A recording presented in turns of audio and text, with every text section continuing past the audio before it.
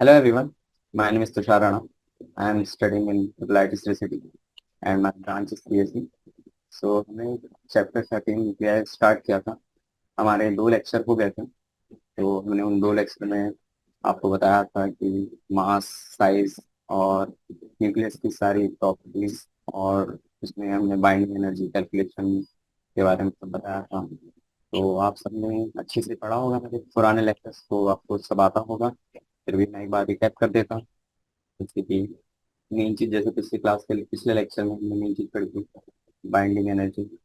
तो binding energy क्या है, कैलकुलेट करता है। बाइंडिंग एनर्जी होता है जो, अगर हमारे पास कोई अपने पास कोई एक एलिमेंट दिया है, अगर वो एलिमेंट के कॉन्स्टिट्यूएंट्स और उसका जो इनिशियल मास होता है उसमें जो डिफरेंस आता है, उसमें जो उसकी वजह से एक यानी हमने पढ़ा भी था, जैसे आइंस्टाइन ने एक थ्योरी दिया था कि हम मास को एनर्जी के फॉर्म में लिख सकते हैं, जैसे कि E = mc² वगैरह वगैरह। तो इसी में हमने पढ़ा था कि यहाँ एम की जगह हम डेल्टा एम लेते हैं, वो मास। बस यानी कि बस रिकेप करा रहा हूँ थोड़ा सा, मास डिफेक्ट होते हैं।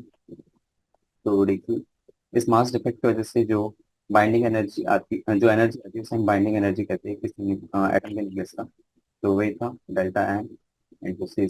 तो आपको ये पता होगा, मैं ज़्यादा डिटेल में नहीं जा रहा, बस फॉर्मूला देख लीजिए। और इसमें हमने यूनिट कन्वर्जन और वगैरह उसके पूरे देखे थे हमने, इसे इलेक्ट्रॉन वोल्ट और इसे जूल से इलेक्ट्रॉन वोल्ट में कैसे कन्वर्ट करके, ये भी हमने पढ़ा था, है ना। तो ठीक है, हम आगे बढ़ते हैं। तो आज के चैप्टर में हम आज के टॉपिक में हम पढ़ेंगे कि हमने कहाँ तक खत्म कर दिया था। हमने यहाँ तक खत्म कर दिया था। तो इस चैप्टर में आज जो हम पढ़ने वाले हैं वो बेसिकली थोड़ा सा थ्योरी कंटेंट है। तो मैं आपको थोड़ा सा बता रहा हूँ कि हम क्या क्या पढ़ेंगे। जैसे आज एक ओवरव्यू दे देता हूँ कि हम क्या क्या पढ़ने वाले हैं। जैसे नए नए टॉपिक्स रहेंगे आज थोड़े से। जैसे पहला टॉपिक तो इजी ही रहेगा, जो आपको जल्दी ही समझ आ जाएगा। जैसे कि बाइंडिंग एनर्जी पहला टॉपिक रहेगा हमारा, बाइंडिंग एनर्जी पर न्यूक्लियस। तो जैसे ये नाम से ही समझ आ रहा है, बाइंडिंग एनर्जी पर न्यूक्लियस, यानी कि बाइंडिंग एनर्जी किसी एलिमेंट की विथ रिस्पेक्ट टू न्यूक्लियन, यानी कि उसका मास। आपको पता ही होगा न्यूक्लियन क्या होता है। न्यूक्लियन न्यूक्लियन होता है यानी कि न्यूक्लियस। न्यूक्लियस से आप रिलेट कर सकते हैं कि न्यूक्लियस के अंदर में जो भी हमारे पास वो रहते थे पार्टिकल्स, यानी कि जो भी कंपोनेंट्स रहते थे, जैसे प्रोटॉन प्लस न्यूट्रॉन, उसे हम न्यूक्लियन से डिनोट कर सकते थे। और वही हमारा एटॉमिक मास भी होता था। तो बेसिकली हम ऐसा कह सकते हैं कि बाइंडिंग एनर्जी पर एटम। तो ठीक है, मैं इसका फॉर्मूला लिख देता। अभी हम चलेंगे पीडीएफ की तरफ। मैं बता रहा आपको कुछ कुछ चीज़ें जो आपको डायरेक्टली समझ आ रही है, जो नहीं आएंगी तो फिर हम पीडीएफ से देखेंगे। तो देखिए, binding energy per nucleon. Okay. So जैसे कि नाम लिखा है वैसे ही हम लिख देते हैं, binding energy divided bye nucleon लिख देते हैं। मैं भी ऐसा हम ऐसे भी लिख सकते हैं, बाइंडिंग एनर्जी पर एटॉमिक मास। ओके। आप इसमें कंफ्यूज मत होइएगा, ये ए मैं आपको पहले ही बताया था, ये एटॉमिक नंबर नहीं, एटॉमिक मास होता है। देख लेता हूँ atomic mass. Okay. So binding energy per nucleon basically चीज होता है कि हम किसी एटम की एनर्जी कैलकुलेट कर रहे हैं, तो उसे हम किसी और अच्छी यानी कि एक अच्छे फॉर्म में लिख सकते हैं, जिससे हम दूसरे एटम्स की बाइंडिंग एनर्जी से डिफ्रेंशिएट कर सकें। तो उसके लिए ये काम आता है बाइंडिंग एनर्जी पर न्यूक्लियन। इससे हमें और यानी कहना चाहिए सही, यानी कि एकदम एग्जैक्ट टर्म मिलती है, जिससे हम कैलकुलेट करते हैं, डिफ्रेंशिएट कर सकते हैं दूसरे एटम्स के बीच में। तो ये वही बाइंडिंग एनर्जी ऐसे लिख सकते हैं, Z time mass of proton plus A minus Z time mass of neutron divided by atomic mass. Okay. तो ये हमारी होगी बाइंडिंग एनर्जी पर न्यूक्लियन। तो आप इसे भी बाइंडिंग एनर्जी पर न्यूक्लियन में ऐसे लिखते हैं। इसलिए आप अपनी इंपॉर्टेंट बॉक्सेस में बना के रख लीजिए। जैसे मैं आपको बताया तो हर बार हम अपने चैप्टर्स में ये चीज़ अपनाना है आपको, कि आपको जो भी चीज़ इंपॉर्टेंट लगे तो आप उसे लिख लें, ताकि आपको जब रिवाइज करना पड़े तो आपको ये सारी चीज़ें काम आ जाए। तो मैं थोड़ा पढ़ लेता हूँ एनसीईआरटी का। Binding energy energy ED is called binding energy of nuclear. Okay, ये तो आपको पता ही। We separate into nucleons. Okay, we could have to supply total energy equal to those particles. Although we cannot tear apart a nucleus in this way, तो मैंने आपको बताया था कि न्यूक्लियस को हम तोड़ नहीं सकते, वही लिखें, स्टिल मेजर। ओके, ये सब थ्योरी है, आप पढ़ लीजिए एक बार, ध्यान दे दीजिए। मैं थोड़ा इंपॉर्टेंट टर्म बता देता तो देखिए, बाइंडिंग एनर्जी पर न्यूक्लियन, ये कुछ नहीं है, this is the ratio of binding energy of a nucleus, okay, to the number of nucleons. Okay, तो वही है, एक न्यूक्लियस की बाइंडिंग एनर्जी का रेशियो और उसके नंबर ऑफ न्यूक्लियॉन्स का रेशियो, वो हमारा बाइंडिंग एनर्जी पर न्यूक्लियन होता है। ओके, वही चीज़ मैंने बताया, तो रिपीट नहीं करेंगे। तो ये हमारे पास कुछ टेबल दी हुई है, तो आप सोच रहे हैं क्या लिख, तो देखिए मैं आपको बता, तो जो बाइंडिंग एनर्जी होती है, बाइंडिंग एनर्जी वेरिएबल होती है। वेरिएबल मीन्स यानी कि ये अलग अलग आइटम की डिफरेंट होती है, डिफरेंट और डिफरेंट एलिमेंट्स लिख देते हैं। ओके, सो अब हम इसे टेबल को जैसे देखिए, तो यहाँ लिखा है कि कुछ देर तक के बढ़ रहा है, कुछ देर तक के कांस्टेंट हो जा रहा है, कुछ देर तक के घट रहा है। तो वही चीज़ें हैं कि जब हमारा लाइटर, मैं आपको बता, जैसे कि यहाँ पे ये देखिए, जब हमारा एटॉमिक साइज और मास कह सकते हैं, जब स्मॉल होता है तो उसकी बाइंडिंग एनर्जी ज़्यादा होती है। ओके, और एटॉमिक साइज और मास जब हमारा हैवी होता है, मैंने हैवी इन द सेंस कि पिछले वाले से तो हैवी होता ही है और थोड़ा ज़्यादा हैवी हो रहा है, तो बाइंडिंग एनर्जी उस केस में भी थोड़ी सी हाई ही रहती है। ओके, तो मैं आपको एक रिलेशन बता रहा हूँ, ये आप थोड़ा ध्यान से लिख लीजिए, यहाँ नहीं, बाइंडिंग एनर्जी जितनी ज़्यादा बढ़ेगी उतनी ज़्यादा स्टेबिलिटी होगी। ओके, ओके, तो जितनी ज़्यादा स्टेबिलिटी होगी, जितनी ज़्यादा बाइंडिंग एनर्जी होगी उतनी ज़्यादा स्टेबिलिटी होगी। तो ये जो बाइंडिंग एनर्जी पर न्यूक्लियॉन ये जो लिखा है, तो इसे हम, ये जो लेफ्ट में जो है, हम इसे एनर्जी के टर्म में भी लिख सकते हैं, एनर्जी के अलावा स्टेबिलिटी के टर्म में भी लिख सकते हैं, कि स्टेबिलिटी वर्सेस मास नंबर का ग्राफ भी हो सकता है। तो देखिए, जैसे मैं टेबल को थोड़ा पढ़ के बताता हूँ। तो देखिए, जैसे तो हमारा मास बढ़ रहा है, मान लीजिए 50 तक, देखिए जैसे जैसे हमारा मास 50 तक हुआ, तो बाइंडिंग एनर्जी धीरे धीरे बढ़ रही, तो यहाँ पे स्टेबिलिटी भी बढ़ रही है। तो लेकिन जब 50 से लेके हम मान लीजिए 1 के, तो ये होना चाहिए, कितना होना चाहिए, 175, और तो यहाँ तक ये ऑलमोस्ट कांस्टेंट हो रहा है थोड़ा थोड़ा। तो यहाँ पे बाइंडिंग एनर्जी तो कांस्टेंट है, तो यहाँ ऑलमोस्ट स्टेबल रहते हैं। और फिर जैसे ही बहुत हैवी न्यूक्लियस हो जाए तो थोड़ी सी डिक्रीज करना चालू हो जाती है। ओके, तो आप पढ़ लेते हैं। ओके, तो पहला पॉइंट पढ़ते हैं, द बाइंडिंग एनर्जी पर nuclear EBN is practically constant when it's practically independent of atomic number of nuclei of middle mass 30 to 870। Okay, तो यहाँ क्या लिखा है, ये इंडिपेंडेंट होता है atomic number for nuclei of middle mass, यानी कि वही मैं बताया कि जो मिडल एलिमेंट है, जैसे कि ये 30 से 170 तक के यहाँ पे, तो ये यानी कि ऑलमोस्ट कांस्टेंट होते हैं, वही बताया गया है कि ऊपर वाले कर्व में वो कांस्टेंट होता है। तो द कर्व का maximum about 8.75 mega electron volt for atomic number 56 and has a value of 7.6 mega electron volt for atomic number 230। तो ये सब हमें देख लेना है, एक बार थोड़ा सा ध्यान दे दीजिए, सारी टर्म्स है तो हमें ये सब तो याद ही रखना पड़ेगा। तो ये सब हम, आप जैसे इसमें इम्पोर्टेंट चीज़ ये ध्यान रख लीजिए कि जैसे कि जब मैं जैसे टेबल है तो आपको तीन चीज़ बताऊंगा इंपॉर्टेंट, जो आपको ध्यान रखिए, उससे आपका ये क्लियर हो जाएगा। तो जब एटॉमिक मास हमारा 30 एंड 170 के बीच में होगा, तो इसका जो बाइंडिंग एनर्जी होगा, okay, binding energy almost constant रहता है। ओके, और इसमें अपने को कर्व, और जो एक कर्व है उसका दिया है मैक्सिमम, और मैक्सिमम एनर्जी वो भी 8.75 मेगा इलेक्ट्रॉन वोल्ट। ओके, और ये किसके लिए होता है, for atomic number 56 and has a value of 7.6 for 230। Okay, तो इसे बाउंड्री कंडीशन दी है, कुछ कुछ वैल्यू दी है कुछ कुछ एलिमेंट की बाइंडिंग एनर्जी के बारे में, और ये सारी बाइंडिंग एनर्जी पर वीकली ऑन है। ओके, तो जैसे कि आपको मैं एक एग्जांपल करा था, जैसे मान लीजिए फॉर एग्जांपल लेते हैं, बाइंडिंग एनर्जी ऑफ Fe मान लीजिए, Fe कितना हो, तो बाइंडिंग एनर्जी ऑफ Fe मान लीजिए कुछ B है, और इसका एटॉमिक मास A है, कुछ X है। तो आप इसकी जब binding energy per nucleon calculate करेंगे, तो ये binding energy divided by atomic mass आ जाएगा। Fe का आपको पता ही होगा, एटॉमिक नंबर 26, तो और डबल 52 ऐसा कुछ आएगा इसका एटॉमिक मास, तो आप उससे कैलकुलेट कर लीजिएगा। तो ऐसे कुछ आएगा तो 52 और 3 आएगा मुझे, तो इससे आप बाइंड एनर्जी पर कैलकुलेट कर सकते हैं। तो ये बता बहुत ईजी है ये। फिर आगे बढ़ते हैं, सब थ्योरी कंटेंट है। EDN is lower for both light and heavy information। हाँ, तो ये वही मैं चीज बता रहा था कि जैसे एक हम ऐसा बोलते भी कई घरों में, यानी कि किसी सभी के घर में बोलते हैं, या तो कोई चीज करो, तो अगर आप कोई चीज बहुत ज्यादा कर लेते हो या फिर आप कोई चीज बहुत कम कर लेते हो तो आपको कुछ नहीं मिलता।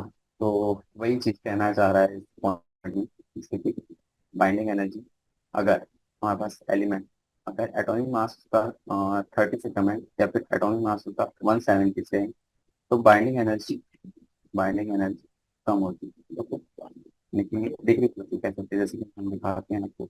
देखिए, जैसे कि ये जो है, ये एस पॉइंट, तो एस यानी कि सल्फर हो गया अभी, तो यहाँ से नीचे देखिए, ऊपर के कंपैरिजन में यहाँ बाइंडिंग एनर्जी कम है। ओके, हालांकि यहाँ से इंक्रीज कर रही है जब जब हम एटॉमिक मास बढ़ा रहे हैं, पर अगर हम देखा जाए तो रिलेटिव कम है।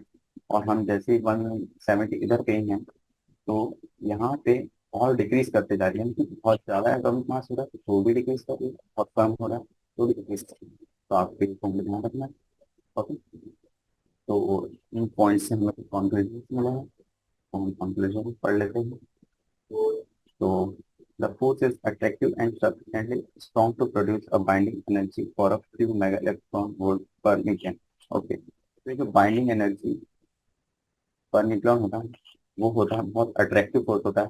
ओके, अट्रैक्टिव फोर्स होता है, and it is also strong. Okay, ये स्ट्रॉन्ग भी होता है, बहुत स्ट्रॉन्ग फोर्स होता है। तो वही बताया गया है कि strong produce binding mega electron, यानी कि बहुत कम मेगा इलेक्ट्रॉन वोल्ट एनर्जी भी, बहुत कम एनर्जी भी, तो भी क्या कहते हैं, बहुत स्ट्रॉन्ग फोर्स होता है। ओके, तो वही किया गया है। तो जैसे कि हम, हमारे पास बहुत से एनर्जीज के फॉर्म होते हैं, जैसे कि इलेक्ट्रोस्टैटिक फोर्स जो होता है मान, ओके, ये जो बाइंडिंग एनर्जी फोर्स है, तो न्यूक्लियर फोर्स को डिनोट करता है एक टाइप से। इलेक्ट्रोस्टैटिक फोर्स क्या होता है अपना, Q1 Q2 upon are square, फिर अपना जी होता है Q1 and 2 upon are square. ये बहुत सारी फोर्सेस है, तो इन सभी फोर्सेस से स्ट्रॉन्ग होता है, ये हमें याद रखना। Okay, nuclear force. The constancy of binding energy in the range 30 to 170 is consequence of the fact that nuclear force is short range. Okay, तो बाइंडिंग एनर्जी पर न्यूक्लियर, दैट इज उस एनर्जी वजह से जो फोर्स लगी, okay, तो उसे हम न्यूक्लियर फोर्स कहते हैं, आप याद रख लीजिए। तो ये नया टॉपिक है, हम पढ़ रहे हैं। तो न्यूक्लियर फोर्स, तो न्यूक्लियर फोर्स के बारे में आप 2 पॉइंट रखिए ध्यान। ये होता है अट्रैक्टिव फोर्स होता है, plus it is a strong force. लेकिन इसका एक कॉन्स भी है, ये तो उसका यानी प्लस पॉइंट हो गया, लेकिन ये इसका माइनस पॉइंट हो गया। तो माइनस पॉइंट ये क्या है, ये शॉर्ट रेंज होता है, यानी शॉर्ट रेंज, यानी कुछ ही डिस्टेंस है, यानी कि थोड़ा कम डिस्टेंस है, यानी ज्यादा डिस्टेंस तक ये अप्लाई नहीं होगा, थोड़ा कम डिस्टेंस तक ही चलेगा। तो वही चीज़ दी हुई है, जैसे मैं आपको बताता हूँ, थोड़ा इसके बता रहा हूँ। जैसे न्यूक्लियस है, न्यूक्लियस में बहुत सारे proton proton proton proton proton proton proton proton proton, इन सबका पॉजिटिव चार्ज है। तो आप बोल रहे होंगे इस पूरे न्यूक्लियस में सभी पॉजिटिव चार्ज है, तो ये सब रिपेल करना चाहिए। तो यहीं पे एक बहुत बड़ा फंडा आता है, जैसे ये मान लीजिए, यानी कि अकॉर्डिंग टू नेचर जो हम पढ़ते आ रहे हैं बचपन से, उसके हिसाब से ये सब तो रिपेल करना चाहिए, पर ये रिपेल नहीं कर रहा। तो ये कैसे हो रहा है, यहाँ पे कुछ मान लीजिए इथानिक का बॉडी है, तो ये इससे रिपेल करना चाहिए। तो देखिए, जो न्यूक्लियस होता है उसमें सभी पार्टिकल्स तो पॉजिटिव होते हैं, मेनली प्रोटॉन रहते हैं, क्योंकि न्यूट्रॉन पे चार्ज नहीं होता, तो उनकी वजह से तो कोई इफेक्ट नहीं आना चाहिए और ये रिपेयर करना चाहिए। पर हमारा न्यूक्लियस कभी ऐसा दिखता है कि आपको कि टूट रहा है, नहीं। तो ये जो पार्टिकल्स रहते हैं, ये ऐसा लग तो रहे कि रिपेल कर रहे हैं एक दूसरे से, पर ये ऐसा नहीं होता। ये एक दूसरे से एकदम जुड़े रहते हैं, एकदम कनेक्टेड रहते हैं और बहुत स्ट्रांगली कनेक्टेड रहते हैं। तो ऐसा क्यों, तो यही रीजन है nuclear force. Okay, nuclear force, तो इन सभी पार्टिकल्स को ज्वाइन कर रहा है, तो उसे न्यूक्लियर फोर्स कहते हैं। तो तो ये जो फोर्स होता है बहुत स्ट्रांग होता है, तो जो रिपल्शन फोर्स होता है उसको ये डोमिनेट कर जाता है। और वो मैं बताया था कि जैसे कि जो अपना इलेक्ट्रोस्टैटिक फोर्स था, ए Q1 Q2 upon are square, तो ये जो चार्जेस की वजह से जो रिपल्शन फोर्स आया था, रिपल्शन फोर्स, और हमारा न्यूक्लियर फोर्स तो आपको पता ही है, न्यूक्लियस के अंदर होता है, न्यूक्लियॉन्स के पार्टिकल्स के बीच में होता है, वो ज्यादा होता है, यानी कि वो डोमिनेट कर जाता है इलेक्ट्रोस्टैटिक फोर्स को। इसलिए जो रिपल्शन थ्योरी है उसको ये डोमिनेट कर जाता है। ओके। तो आप ये ध्यान रखिए कि अगर आपको कभी पूछा गया कि इलेक्ट्रोस्टैटिक फोर्स होता है उनके बीच में और उन्हें तो रिपेल करना चाहिए, बट वो जुड़े कैसे रहते हैं, तो आप ये रीजन देंगे कि न्यूक्लियर फोर्स बहुत स्ट्रांग होता है और सारे पार्टिकल्स एकदम कॉम्पैक्टली कॉम्पैक्ट पैक रहते हैं, तो वो कहीं इधर उधर नहीं जाते ऐसा। और ये न्यूक्लियस में आप बोलेंगे, हम जैसे प्रोटॉन प्रोटॉन की बात करें तो ऐसा नहीं है। तो न्यूक्लियर फोर्स प्रोटॉन और प्रोटॉन के बीच में भी लगता है, प्रोटॉन न्यूट्रॉन के बीच में भी लगता है, न्यूट्रॉन न्यूट्रॉन के बीच में लगता है, ये तीनों पार्टिकल रहते हैं। और एक चीज और, ये तीनों फोर्स का यानी कि जो जो वैल्यू होता है वो सेम होता है, यानी कि उन तीनों का फोर्स सेम होता है, यानी कि डिफरेंट नहीं होता, सेम होता है वैल्यू। ओके। तो आगे बढ़ते हैं। It will be under the range of nuclear force. It can nuclear neutron at a distance greater than range of nuclear force from the particle neutron. It will have to influence on the binding energy of nucleon under the consideration. तो वही part दिए, अगर मान लीजिए एक कोई एक हाथ तो एक न्यूक्लियन पार्टिकल हो गया, वो उस जिस पार्टिकल से जुड़ा हुआ है उसकी रेंज से बाहर चला गया, तो वो कंसिडर नहीं किया जाएगा, यानी कि बाइंडिंग एनर्जी, जो न्यूक्लियस की बाइंडिंग एनर्जी होती है उसमें नहीं आ पाएगा वो। ओके। तो if a nucleon can have a maximum of three neighbors within the range of nuclear force, its binding energy would be proportional to P. Okay. So मैं भी बता रहा इस पॉइंट को, तो हम अपने आप देख ले लेते हैं। आप जैसे कि मैं आपको बता रहा इस पूरे थ्योरी कंटेंट में से यहाँ से लेके यहाँ तक के आप पढ़िएगा, तो पढ़ लीजिएगा, बाकी मैं आपको यहाँ पे बता देता अच्छे से, क्योंकि ये वही लिखा है जो मैं यहाँ पे पढ़ाऊंगा आपको। बाकी थ्योरी पढ़ना किसी को पसंद नहीं, मुझे पता है, मैं आपको स्लाइड पे बता रहा हूँ। तो देखिए, पहले हम लिख देते हैं। तो ये हो गया न्यूक्लियर फोर्स। ओके। आप तो दो चीज़ ध्यान रखिए बस, ध्यान रखिएगा, यानी कि अभी जो मुझे समझाऊंगा उसमें इसकी जरूरत पड़ेगी, अट्रैक्टिव, और सेकंड होता है स्ट्रॉन्ग, बट एक और चीज़ है शॉर्ट रेंज। ओके। ये तीनों तीनों टर्म्स को आप ध्यान से देखिए, ये तीनों चीज इंपॉर्टेंट रोल प्ले करती है न्यूक्लियर फोर्स डिटरमाइन करने में। अगर किसी न्यूक्लियस के पार्टिकल्स के बीच में न्यूक्लियर फोर्स का पता करना, तो देखिए ये एक प्रोटॉन है, ये एक प्रोटॉन। ओके। इससे ही पॉजिटिव चार्ज है, इससे ही पॉजिटिव चार्ज। ओके। ठीक है। तो ये हो गया, ये एफ एम है और ये एफ एम। वैसे तो ये रिपेल करते हैं। ओके, क्योंकि ये इलेक्ट्रोस्टैटिक फोर्स, तो ये जो न्यूक्लियर फोर्स का इंटरेक्शन होता है इन दोनों के बीच में, वो उन्हें जोड़े रखता है। और ये सिर्फ पीपी के लिए नहीं, पीपी, पीएम, एन इन सब पे भी काम करता है। तो आप बस इतना ध्यान रखिए कि इससे आपको ये वही लिखना है, ठीक है, यानी कि नंबर ऑफ प्रोटॉन्स, इतने प्रोटॉन्स है तो वो सभी चीज़ों से जुड़े रहेंगे, तो उससे न्यूक्लियर फोर्स थोड़ा अच्छा होगा, वही सब लिखा है इस पॉइंट में। तो आगे बढ़ते हैं। तो यहाँ पे एक और चीज़ लिखी है, मैं the property that a given nucleon influences on the nucleon flows is also referred to as saturation property of the nuclear forces। तो एक एक सैचुरेशन पॉइंट आ जाता है, उसके बाद में वो फोर्स काम नहीं करता। ये वही बताया शॉर्ट रेंज की वजह से, अगर रेंज हमारी थोड़ी शॉर्ट है तो वो फोर्स काम नहीं करेगी। Next one, very heavy nucleus के atomic number 240 has lower binding energy per nucleus compared to that of nucleus with atomic number 120. That if a nucleus A is 240 breaks down into A120 nucleus gets more tightly bound. This implies energy would be released in the process. This is very important implication of energy production to present to discuss later. तो ऐसे बताओ, तो इसमें कुछ नहीं दिया है, इसमें बताया गया है कि अगर आपके पास कोई एटम है, उसका मास दिया 240, और अगर वो टूट जाता है, किसमें टूट रहा है, वो किसी दो एलिमेंट, उसके दो कॉन्स्टिट्यूएंट में टूट रहा है A1 A2, जिसमें एक दोनों का मास हो गया अपना कितना, 120, मान लीजिए ऐसा ही। तो मैंने ऐसे तो बराबर नहीं टूटता पर कम टूटता है। तो टूटने के साथ में एनर्जी भी प्रोड्यूस होती है। ओके, एनर्जी, तो एनर्जी भी रिलीज होगी।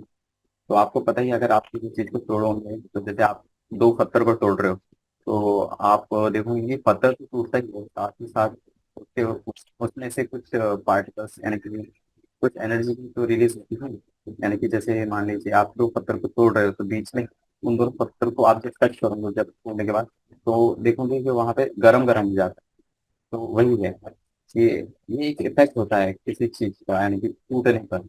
अगर कुछ टूट रही है, तो उसमें कुछ इफेक्ट होगा, तो वही एनर्जी के फॉर्म में रिलीज होता है, तो इसे हम कहते हैं प्रेशर। यही पॉइंट लिखा गया है उसमें, मैं नहीं पढ़ रहा उसे। बस इतनी ही चीज लिखी है उसमें, आपको जो ध्यान रखें, और हम इसे पढ़ेंगे अभी आगे के पॉइंट में, 13.7.1 में। तो आप बस इतने याद रखिए कि अगर कुछ टूट रही है, तो उसकी फ्यूजन हो रहा है, वो उसमें फ्यूजन हो रहा है, और एनर्जी रिलीज होती है। ओके, तो यही चीज होगा। अब ये नेक्स्ट पॉइंट पर देखें, और ये हैवी न्यूक्लियस के लिए होता है, तो फिशन होता है। तो हम फोर्थ पॉइंट पढ़ते हैं। तो फोर्थ पॉइंट में दिया हुआ है कि वेरी लाइट न्यूक्लियाई, यानी कि अगर उसका मास लेस देन 10 है। ओके, तो लाइट न्यूक्लियाई में अगर, तो जैसे कि आपको पता है कि अगर कोई चीज़ बड़ी है तो वो टूट जाती है, यानी कि उसका बाहर नहीं संभल पाता, तो उसमें फिशन हो गया।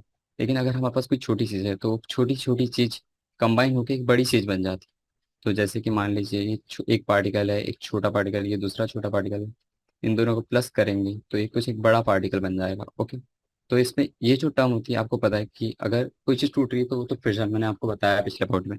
लेकिन इस पॉइंट में कि अगर कोई चीज़ जुड़ रही है तो उसे हम फ्यूजन कहते हैं। ओके, तो ये सारी टर्म से आप थोड़ा परिचित होंगे, क्योंकि आपने पिछली लोअर क्लासेस में ये शायद बताया जाता है फ्यूजन एंड फ्यूजन के बारे में। तो पढ़ लेते हैं। To form a heavier nucleus, the binding energy per nucleon of the fused heavier nuclei is more than the binding energy per nucleon of the lighter nuclei। तो इसमें बताया गया है कि इसकी जो बाइंडिंग एनर्जी होगी, इसकी जो बाइंडिंग एनर्जी होगी, तो और इसकी जो बाइंडिंग एनर्जी, तो तीनों की बाइंडिंग एनर्जी डिफरेंट होती है।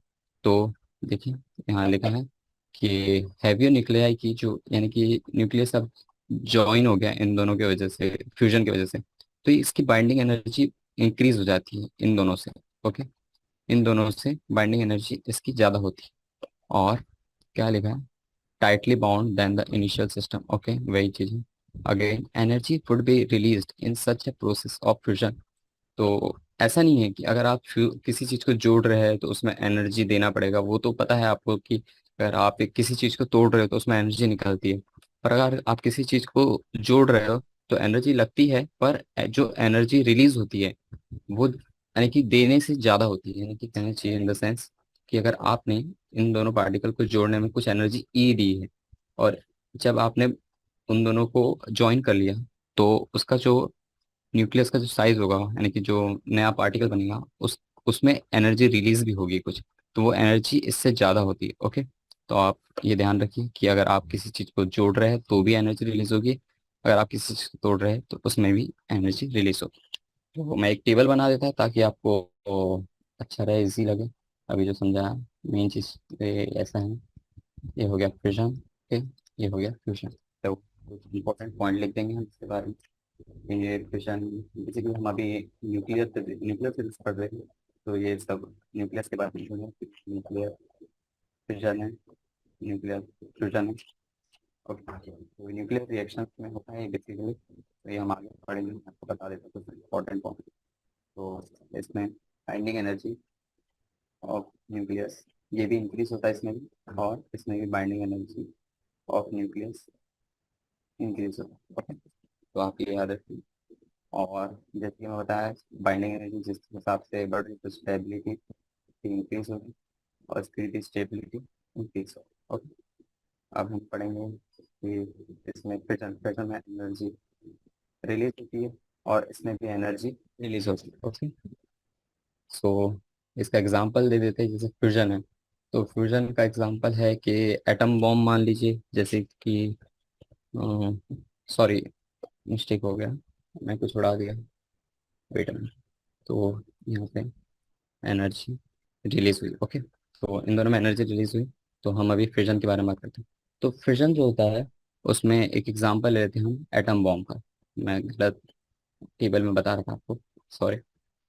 तो एटम बॉम्ब का एग्जांपल ले लेते हैं, और इसमें जैसे फ्यूजन, तो फ्यूजन के लिए एक एग्जांपल ले सकते हैं, जैसे हम रियल लाइफ एग्जांपल ले लेते हैं। जैसे सन हो गया, तो सन में बहुत सारे रिएक्शंस होते हैं, जैसे आपको पता ही होगा। Helium helium nuclear helium helium के पार्टिकल्स जुड़ते जाते और सन बनाता है, ये आपको पता ही होगा। आप फिजिक्स पढ़ रहे हो तो आपको ये सारी चीज़ पता होगा। इसमें फिजन होता है, हीलियम हीलियम के पार्टिकल्स और बहुत सारे पार्टिकल प्लस होते हैं।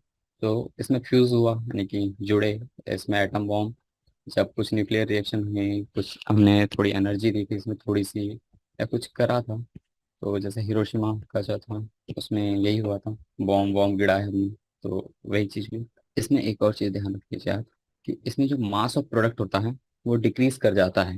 ओके, जो प्रोडक्ट का मास होता है वो डिक्रीज करता है, और इसमें भी सेम ही होता है। तो आप ये टेबल ध्यान रख लीजिए, अगर आपको आपको इजी पड़ेगा ये सारे टर्म्स। ये मैं अपने तरफ से दे रहा कुछ पॉइंट है। तो आगे पढ़ते हैं, न्यूक्लियर फोर्स। तो नया टॉपिक है 13.5।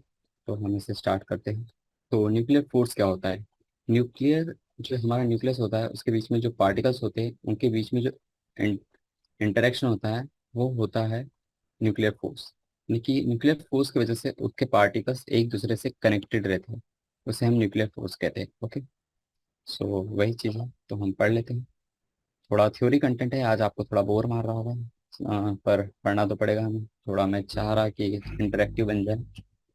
Okay, the force that determines the motion of atomic electron is familiar Coulomb force. Okay, so वही है कि कूलम्स फोर्स, वही के Q1 Q2 upon are square, ये भी एक टाइप का फोर्स है। We have seen that average mass nuclei, the binding energy per nucleon is approximately 8 mega electron volt. This is much larger than the binding energy in atoms. Okay, जो average mass होता है nuclei का, binding energy per nucleon, इस वो approximately 8 mega electron volt होता है। Okay, ये सब आप ध्यान रख लीजिए। ये सब मैंने इस टेबल से देखा था। तो हम आगे बढ़ते हैं। therefore to bind nucleus together, मैं इसे थोड़ा जल्दी जल्दी पढ़ रहा हूँ, इसमें कुछ मुझे लगेगा कि आपको बताना है एकदम इम्पोर्टेंट चीज़ें, तो मैं आपको बताऊंगा क्योंकि ये थ्योरी है। तो to bind nucleus together there must be a strong attractive force of a totally different kind. It must be strong enough to overcome the repulsion between the positively charged protons and to bind the protons and the neutrons into tiny nuclear wall. We have seen that the constancy of binding energy per nucleon can be understood in the terms of its short range. Many features of the nuclear binding force are summarized below.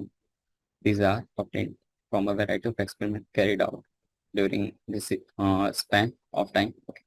तो ये जो इतना बड़ा था, इसमें आप बोलेंगे क्या पढ़ा आपने, कुछ समझ नहीं आया। तो मैं आपको बता रहा इसमें कुछ नहीं। हम एक्चुअली हमने ये पढ़ लिया है, पर मैं इसे रिपीट करना पड़ेगा। तो मैं कर देता हूँ, कोई दिक्कत नहीं। तो इसमें बोला गया है, भाई मैंने जो बताया था कि यहाँ proton proton proton proton proton, बहुत सारे प्रोटॉन हो गए, न्यूट्रॉन हो गए, न्यूट्रॉन हो गए, और बीच में कोई एक आध पार्टिकल हो गया न्यूक्लियन का, वो भी प्रोटॉन न्यूट्रॉन ही होगा।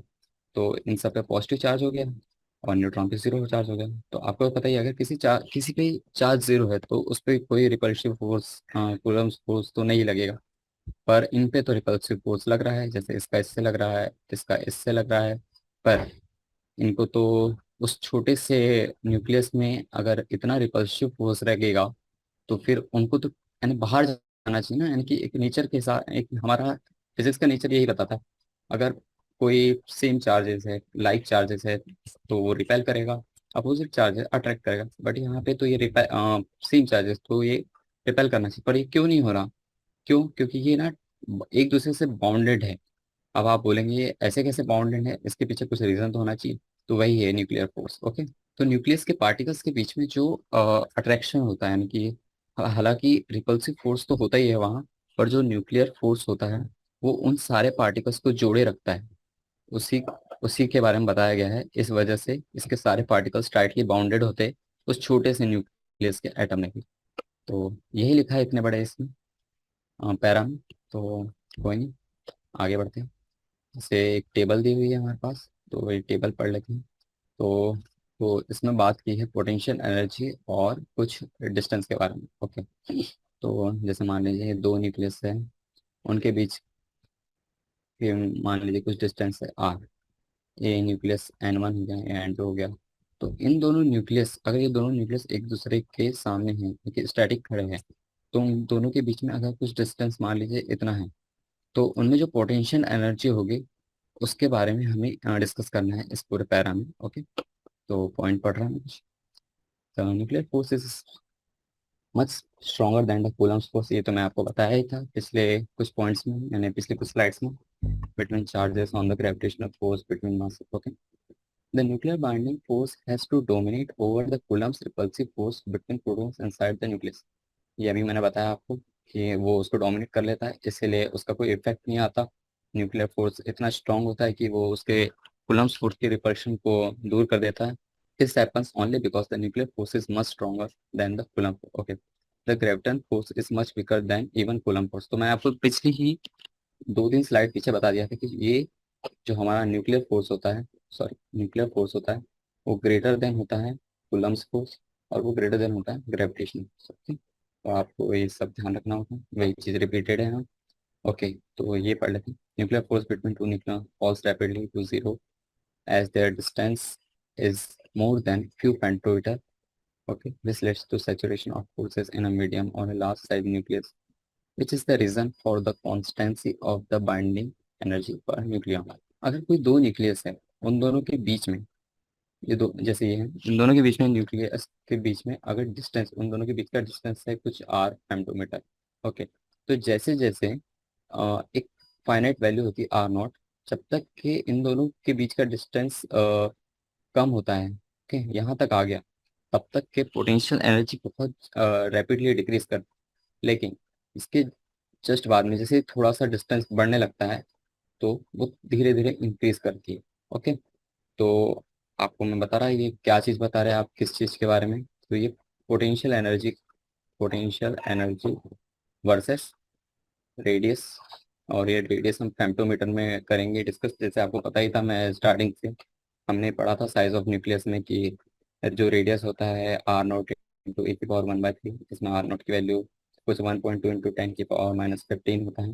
तो वो 10 की पावर -15 फेम्टोमीटर ही होता है। तो हम उसी के टर्म्स में डिस्कस करेंगे।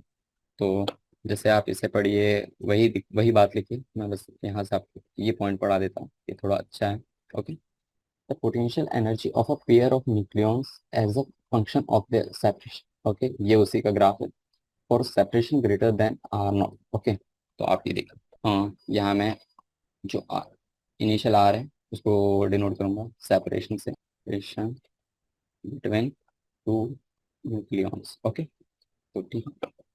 तो अब यहाँ पे बताया गया है कि अगर, और ये R0 एक वैल्यू रहती है, और R0 की वैल्यू हमारे पास दी हुई है, मैं लैब में पढ़ी। Okay, the potential energy is minimum at distance R0 of about 0.5 0.8 femtometre. Okay, जब R0 की वैल्यू 0.8 फेमटोमीटर होता है, ठीक है, मैं भी सिर्फ टर्म्स लिख रहा हूँ, आपको अभी इसके कॉन्क्लूजन्स नीचे बता रहा हूँ।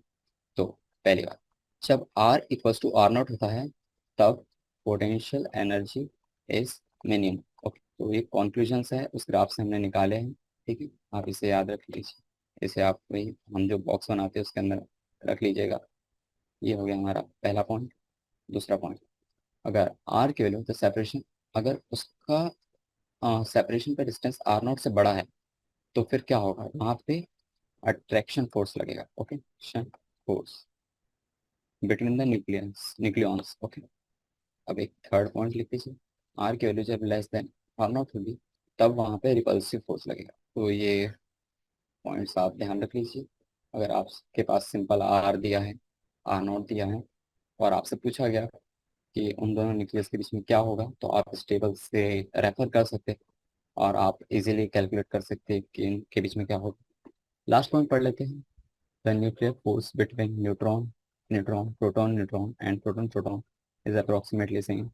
The nuclear force does not depend on the electric charge. Okay, unlike Coulomb's law or Newton's law of gravitation, there is no simple mathematical form of the nuclear force। तो आप सब बोल ही रहे होंगे कि मैं जब इसे न्यूक्लियर फोर्स बोल रहा, न्यूक्लियर फोर्स बोल रहा, तो उसका फॉर्मूला क्या है? जैसे कि कूलम्ब फोर्स का तो हो गया, उसका कुछ K Q1 Q2/R² का, फिर अपना जी का G M1 M2, sorry, M1 M2 upon R² हो गया। पर न्यूक्लियर फोर्स का फॉर्मूला कहाँ है? तो मैं इसीलिए कैलकुलेट नहीं कर रहा था, क्योंकि जो न्यूक्लियर फोर्स होता है उसे हम कैलकुलेट नहीं कर सकते। ओके, न्यूक्लियर फोर्स एक रिलेटिव होता है, तो हम उसे कैलकुलेट नहीं कर सकते, इसलिए उसका कोई फॉर्मूला नहीं है।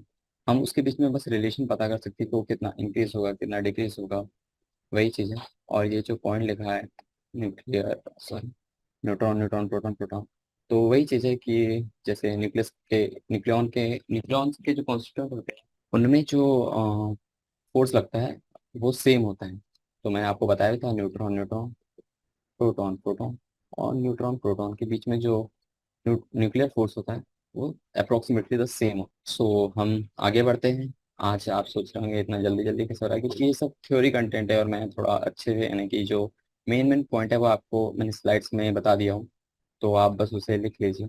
ये सारा थोड़ा सब थ्योरी कंटेंट है। ओके, सो 13.6 ये भी अभी थोड़ा थ्योरी ही चलेगा, आगे अच्छी चीज़ है, थोड़ा पढ़ेंगे रेडियो एक्टिव। तो अभी मैं बताता हूँ आपको, यहाँ पे थोड़ा पीडीएफ से बाहर आते हैं। ये हमारा 13.6 है। Okay, radio active. तो आपको ये नई टर्म लग रही होगी, क्या है ये रेडियो एक्टिविटी? तो रेडियो एक्टिविटी आप जैसे नाम से सोच सकते हैं कि अगर ये रेडियो एक्टिव है तो इसका मतलब कि ये उन्हीं एलिमेंट्स पे लगेगा जो एलिमेंट्स रेडियो एक्टिव होंगे, वगैरह वगैरह। तो ऐसा ही कुछ है, समझ लीजिए। ठीक है, तो आपको जैसे पीरियोडिक टेबल में बहुत से एलिमेंट्स रहते हैं जो एकदम लास्ट लास्ट में रहते हैं। आपने पीरियोडिक टेबल पढ़ा होगा, तो उसमें लास्ट में लिखा रहता है कि जो यूरेनियम हो गया, फ्रेंशियम, और अगर आप बहुत सारे होते हैं, प्लूटोनियम, ऐसे कुछ एलिमेंट्स होते हैं, वो यानी कि एकदम नेचुरली पाए नहीं जाते, वो आर्टिफिशियली क्रिएट भी किए जाते हैं, आर्टिफिशियली ही क्रिएट किए जाते हैं। और वो मेजरली रेडियो एक्टिव होते हैं, यानी कि वो स्टेबल नहीं होता है। तो आप मेन चीज़ इतना याद रखिए कि जो रेडियो एक्टिव एलिमेंट होते हैं उनमें स्टेबिलिटी का बहुत इशू आता है। इसी वजह से अ, हमें उन्हें यानी कि तोड़ना, यानी वो टूट जाते हैं अपने आप उनमें से। आप मान लीजिए कोई चीज़ स्टेबल नहीं है तो वो इधर उधर उथल पुथल मचाता है। जैसे कोई छोटा सा बच्चा है, और अगर वो छोटा बच्चा रहता है तो बहुत नटखट रहता है, तो हम कह सकते हैं कि वो स्टेबल नहीं है, तो इधर उधर घूमते रहते हैं। वही चीज़ बताई गई है। तो अभी हम इसको डिस्कस करेंगे आगे। तो ये बेसिकली एक फिनोमिना होता है जिसमें किसी रेडियो एक्टिव एलिमेंट का न्यूक्लियस में स्टेबिलिटी नहीं रहता, तो वो डिसइंटीग्रेट कर जाता है। अब आप बोलोगे डिसइंटीग्रेट क्या होगा? तो ये एक नई टर्म है, मैं अभी आपको सब बता रहा हूँ। ये सब अभी हम डिस्कस कर रहे थे नॉर्मल, अभी हम पढ़ेंगे। ओके, कुछ लिखा है, H. Becquerel discovered the radioactivity in 1896 purely by accident. Okay, ये भी उसने ऐसे, मैं बताया ना, रेडियो एक्टिविटी यानी कि हम सोचते नहीं है, हो जाता है अपने आप, हमें भी पता है, उन्होंने भी एक्सीडेंट से ही डिस्कवर किया था। While studying the fluorescence and phosphorescence of compounds irradiated with visible light, Becquerel observed an interesting phenomenon. After the illuminating some pieces of uranium, potassium sulfate with visible light, he wrapped them in black paper and separated the package from a photographic plate by a piece of silver. Okay, तो आप बोल रहे होंगे क्या लिखा? ये मैं समझा देता हूँ आपको, इजी सा है, कुछ नहीं है। उसने कुछ रेडियो एक्टिव एलिमेंट लिया, जैसे कि यूरेनियम लिया, फिर ने लिया, ये हमारे एक साइंटिस्ट है A. H. Becquerel, उन्होंने एक एक्सपेरिमेंट किया था। उसमें उन्होंने यूरेनियम लिया और उसके साथ में उन्होंने पोटेशियम भी डाला, पोटेशियम सल्फेट, सॉरी। तो उन्होंने इस पूरे मिक्सचर को उन्होंने विजिबल लाइट के कांटेक्ट में ला दिया। लाइट, विजिबल लाइट क्या अपना कुछ स्पेक्ट्रम रहता है। विजिबल लाइट जो हम देख सकते हैं, आपने पढ़ाई होगा कौन से चैप्टर में, स्ट्रक्चर ऑफ एटम में आपको बताया होगा स्पेक्ट्रम ऑफ विजिबल लाइट। तो कुछ कितना होता है, 400 to 700 मे बी नैनोमीटर के टर्म्स में रहता है मे बी। तो इस इतने रेंज में जब रहता है, तो इसमें उसने यानी कि उस मिक्सचर को उन्होंने विजिबल लाइट के कांटेक्ट में लाया, और उसे फिर उन्होंने थोड़ी देर बाद ब्लैक पेपर, यानी कि कुछ ब्लैक पेपर रहा होगा, उनके पास ब्लैक पेपर, तो उसमें उन्होंने उसे रैप कर दिया, उसके अंदर रख दिया उन्होंने यूरेनियम पोटेशियम सल्फेट। ठीक, तो उन्होंने जब उनको रैप किया और फिर क्या देखा, and separated the package from the photographic. Okay, तो एक सिल्वर का प्लेट लिया, उससे उन्होंने सेपरेट किया उसे एक फोटोग्राफिक प्लेट। अब आप बोलेंगे फोटोग्राफिक प्लेट क्या होती है? एक फोटोग्राफिक प्लेट होती है, यानी कि ये बहुत ही सेंसिटिव होती है। Photographic plate, it is very sensitive to radiations. Okay, यानी कि छोटा सा भी कुछ रेडिएशंस आ गया, कुछ कहना चाहिए उसमें कुछ बदलाव आ रहे हैं, उसके सामने कुछ रखा है तो वो उसे कैप्चर कर लेता है। तो वही चीज़ है कि एक सिल्वर फॉइल के बीच में उन्होंने यूरेनियम पोटेशियम को, जब हमने कुछ देर तक के रखा था विजिबल लाइट में, और उसके बाद में हमने उसे क्या कहते हैं फोटोग्राफिक प्लेट के कांटेक्ट में लाया, तो हमें कुछ ऑब्जर्वेशन पता चले। और ये ऑब्जर्वेशन किस वजह से थे? क्योंकि यूरेनियम और पोटेशियम तो रेडियो एक्टिव है, और इसमें जब हमने कुछ विजिबल लाइट डाला, यानी कि कुछ मान लीजिए हम कुछ छेड़खानी कर रहे हैं उसके साथ, तो उसकी वजह से कुछ डिस्टर्बेंस आया उसकी स्टेबिलिटी में। तो उसकी वजह से क्या हुआ था, it showed blackening due to something that must have been emitted by the compound that was able to penetrate both black pepper and the silver. Okay, तो मैंने जैसे बताया था कि इसमें जब स्टेबिलिटी का इशू आया, जब हमने विजिबल लाइट में निकाला और इसे दिखाया, तो इसके अंदर कुछ रिएक्शंस हुई और उसमें से कुछ पार्टिकल्स रिलीज हुए। ओके, उन पार्टिकल्स ने उस, वो तो ब्लैक पेपर में रैप था, तो ब्लैक पेपर भी पार कर लिया, और साथ ही साथ जो उसके सामने सिल्वर वाला जो पेपर रखा था, यानी सिल्वर, हाँ सिल्वर इन। ओके, तो ये देखिए थोड़ा स्ट्रॉन्ग ही है, फिर भी इन दोनों को भी पेनिट्रेट कर लिया, यानी इनके आर पार चला गया, और जो ब्लैक बॉडी था उस पर कुछ ब्लैकनिंग आ गया। ओके, तो वो यही बताना चाह रहा है कि जब आप किसी रेडियो एक्टिव एलिमेंट में कुछ छेड़खानी कर रहे हैं, तो वहाँ पे कुछ पार्टिकल्स निकल जाते हैं। ओके, तो वही बताया गया है। ऐसे कुछ इलेक्ट्रॉन प्रोटॉन, ऐसे कुछ कुछ पॉइंट, बहुत सारे पार्टिकल्स, कुछ फॉरेन पार्टिकल्स भी निकलते हैं, जिनकी वजह से हमें आगे, इनसे जो हमें आगे पढ़ना है। Okay, experiments performed subsequently show that the radioactive was a nuclear phenomenon in which an unstable nucleus undergoes a decay. This is referred to as radioactive decay. Okay, three types of radioactive decay occur in nature. So ये हमारा कुछ major point. Okay, आप तो अभी तक हमने क्या पढ़ा, आपने पढ़ा, हम पढ़ रहे हैं रेडियो एक्टिव के बारे में। तो आप जैसे रेडियो एक्टिव के अंदर ऐसा बना सकते हैं, रेडियो एक्टिव एलिमेंट। तो इसमें जब हम तो रेडियो एक्टिव एलिमेंट में क्या रहता है, अनस्टेबल न्यूक्लियाई रहता है।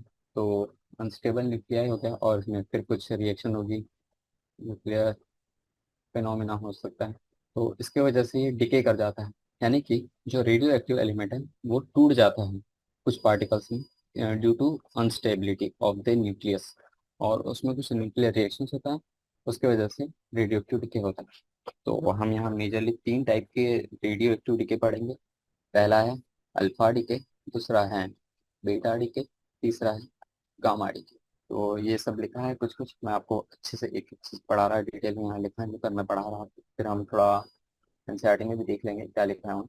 तो अल्फा डिके तो क्या होता है, एकदम नहीं जाऊँ तो मैं आपको बता रहा हूँ। तो alpha decay, it is the process of emission of alpha particles. तो इसमें हम जब भी कोई रेडियो एक्टिव एलिमेंट में कुछ यानी कि अनस्टेबिलिटी आता है, तो वहाँ पे अल्फा पार्टिकल्स इमिट होते हैं। ओके, इट में भी रिप्रेजेंटेड। ओके, तो जिसमें आपको पहले यहाँ लिख देते हैं ऑफ अल्फा पार्टिकल। तो ये एमिशन ऑफ अल्फा पार्टिकल्स बोल रहे हैं, तो अल्फा पार्टिकल्स सब क्या है, आपने पहले अल्फा डीके बोला, अब अल्फा पार्टिकल्स बोल रहे हैं। तो अल्फा पार्टिकल्स बेसिकली होते हैं जैसे कि हीलियम। हीलियम हो गया ये, तो ये हो गया अपना अल्फा पार्टिकल। तो ये डीके कर जाता है, यानी कि ये निकलता है, अगर हमारा कोई रेडियो एक्टिव न्यूक्लियस है, उसमें कुछ न्यूक्लियर फिनोमिना होगा, तो ये पार्टिकल निकलेगा। तो आप इसे कैसे पहचानेंगे, तो आप एक एक इक्वेशन लिख के दे रहा मैं आपको, आप उसे देखिए और समझिए कि क्या कहना चाहिए इक्वेशन, जेड और ये। ओके, पहले मैं लिख देता फिर समझाऊंगा अच्छे से आपको। तो इससे आपको क्या समझ आ रहा होगा, इजी है, कुछ नहीं है। देखिए, कुछ एटॉमिक मास दिया है, एटॉमिक नंबर दिया है जेड, एटॉमिक मास दिया ए। तो मैंने आपको बताया कि अल्फा डीके में अल्फा पार्टिकल्स इमिट होंगे, तो ये अल्फा पार्टिकल्स इमिट हो गया। तो अब देखिए, इसमें से अगर ये निकला, तो कुछ कम तो हुआ होगा। तो देखिए, इसका एटॉमिक मास है 4, तो इसमें A-4 कर दीजिए। इसका एटॉमिक नंबर है 2, तो इसमें 2 कर दीजिए। और मैं आपको बताया था कि जैसे ये एक टाइप की फिशन रिएक्शन है, यानी कि इसमें टूट रहे हैं एलिमेंट, तो साथ ही साथ कुछ एनर्जी भी तो रिलीज होगी, तो ये एनर्जी भी रिलीज। तो आप इसे ध्यान रख लीजिए। ये जो मैंने इक्वेशन लिखी है ये काम आ जाएगी अगर आपको कभी पूछा गया कि ये एरिया है तो ऐसा ऐसा आप इससे रिलेट करके निकाल सकते हैं। तो थोड़ा आगे बढ़ते हैं, आज हमें ये रेडियो एक्टिव के तीनों पार्ट्स पढ़ना है। फिर देखते हैं। सो सेकंड है अपना बीटा डीके। Okay, beta. तो हम बीटा डीके पढ़ेंगे। तो बीटा डीके में इसमें बीटा पार्टिकल्स का एमिशन होता है। अब आप वही बोल रहे हैं कि अल्फा बोले आप बीटा बोले, तो इसमें क्या होता है? तो बीटा डीके में जो पार्टिकल होता है बेसिकली एक इलेक्ट्रॉन होता है। ओके, सो मैं बता रहा हूँ, this is the process of emission of an electron from the radio active nucleus. Okay, तो एमिशन ऑफ एन इलेक्ट्रॉन, तो इसमें एक इलेक्ट्रॉन टूटता है। तो इसकी भी इक्वेशन लिख देते हैं ताकि आपको समझ आ जाए। अब आपको इलेक्ट्रॉन बताने की जरूरत तो पड़नी नहीं चाहिए मुझे, इलेक्ट्रॉन तो आप सभी को पता है क्या चीज़ होता है। जेड, उसका एटॉमिक मास ए हो गया। सॉरी मैं, ये एक्स हो गया। हम इसे तोड़ेंगे कि कैसे टूटेगा। ये कैसे टूटेगा मैं बता रहा हूँ। एक ये नया एलिमेंट बनेगा, उसका Z+1 हो जाएगा और ए हो जाएगा प्लस इलेक्ट्रॉन होगा। तो आप बोल रहे हैं कि क्या क्या चीज़ बोल रहे हैं? तो देखिए, तो बीटा डीके में भी दो पार्ट होते हैं, एक बीटा पॉजिटिव डीके होता है, एक बीटा नेगेटिव डीके होता है, वो हम डिस्कस नहीं कर रहे हैं। तो उसमें कुछ पॉजिटिव में कुछ पॉजिट्रॉन निकलता है, एक में इलेक्ट्रॉन निकलता है, ये में भी शायद पॉजिट्रॉन है और ये एंटी न्यूट्रिनो है। तो ये सारी टर्म्स आपको नहीं पूछी जाएगी, आप बस ध्यान रखिए कि ऐसे ऐसे पार्टिकल निकल सकते हैं। तो मैं इसकी टर्म लिख देता हूँ, एंटी न्यूट्रिनो। ये थोड़ा एनसीईआरटी के बाहर का है, पर ये आपको इंफॉर्मेशन लेते रहना चाहिए, अच्छी चीज़ है। जैसे कोई कॉम्पिटिटिव एग्जामिनेशन होता है ना, तो जेई में इसकी बहुत ज़रूरत पड़ती है। ओके, तो ये शायद पॉजिट्रॉन है और इलेक्ट्रॉन है, सॉरी इलेक्ट्रॉन है। तो ये हो गया अपना इलेक्ट्रॉन। वैसे एक पॉजिट्रॉन भी होता है, उस पर पॉजिटिव चार्ज रहता है। और देखिए, इसमें Z+1 हो गया। यहाँ पे देखिए, यहाँ Z+1 हुआ या Z से Z, मास में कोई चेंज नहीं आएगा। ओके, तो आप बस इतना याद रखिए। जैसे मेजरली ना, आपके पास कोई भी क्वेश्चन आएगा तो वो इन्हीं के बीच में रिलेशन रहता है, पार्टिकल टूटने और पार्टिकल के बनने में क्या चेंज रहता है। तो आप बस इन टर्म पे ध्यान दीजिए। देखिए ये और आपको तो पता ही है अल्फा है तो ये डीके करेगा, इसमें इलेक्ट्रॉन डीकेज होते हैं। ओके, अब हम थर्ड लास्ट वन पढ़ लेते हैं, गामा डीके। गामा डीके हम पढ़े, तो गामा डीके में हो गया इसमें गामा पार्टिकल्स निकलते हैं और ये गामा पार्टिकल्स मेजरली फोटॉन्स होते हैं। ओके, तो आपने light sorry structure of atom में आपको ये भी पढ़ाया गया होगा कि फोटॉन्स क्या चीज़ होती है। पैकेट्स वगैरह वगैरह मैं ये सब रिपीट नहीं करूँगा, आपने ज़रूर पढ़ा होगा। तो it is the process of emission gamma ray photons. तो आपने स्पेक्ट्रम में पढ़ा होगा गामा रेज, माइक्रोवेव, ये बहुत सारी रेज होती है। तो उसी का एक पार्ट है गामा फोटोन।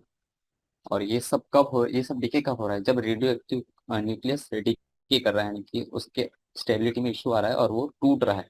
ओके, तो इसकी भी इक्वेशन लिख देता हूँ ताकि आपको समझ आए कुछ। A Z, इसमें कुछ नहीं है, ये इजी है। ये तो एकदम सिंपल ही, बस इसमें डिके कर रहा है प्लस गामा, तो ये पार्टिकल्स एक्स्ट्रा निकलता है। ओके, सो तो हमने ये सब पढ़ लिया। तो ये यही चीज़ लिखी थी, हीलियम पार्टिकल, बीटा डिकम, इलेक्ट्रॉन्स और पॉजिट्रॉन्स। मैंने बताया था कि दो पार्टिकल्स निकलते हैं, मास तो सेम ही रहता है but with change exactly opposite to that of electron. Okay, तो चार्ज का इशू आता है, जैसे यहाँ देखिए यहाँ माइनस चार्ज है, पॉजिट्रॉन में प्लस चार्ज होता है वहाँ पे। तो दो पार्टिकल्स निकलते हैं, इसमें बीटा मैं लिख देता ताकि आपको पता चले, कभी पूछ लिया वैसे पूछेगा तो नहीं आपको, बीटा पॉजिटिव ये हो गया, बीटा निगेटिव। तो दो दो टाइप के डीके होते हैं इसमें। Okay, gamma decay with high energy, hundreds of kilowatt और मोर फोटॉन्स आर इमिटेड। तो वही जो ये फोटॉन्स होता है, हाई एनर्जी फोटॉन्स होते हैं, यानी कि इमिट होते हैं जब रिएक्शन करते हैं। तो ठीक है, मैं आज यहीं पे बाइंड अप करता हूँ। आज हमने बहुत कुछ पढ़ा है। आज हमने रेडियो एक्टिव के बारे में पढ़ा, न्यूक्लियर फोर्स के बारे में पढ़ा, बाइंडिंग एनर्जी पर न्यूक्लियॉन के बारे में पढ़ा। तो आप सब अच्छे से पढ़िए और आशा करता हूँ कि आपने मेरे सारे लेक्चर अच्छे से पढ़े होंगे तो आपको सारी चीज़ें समझ आ रही होगी। तो ठीक है, thank you all of you.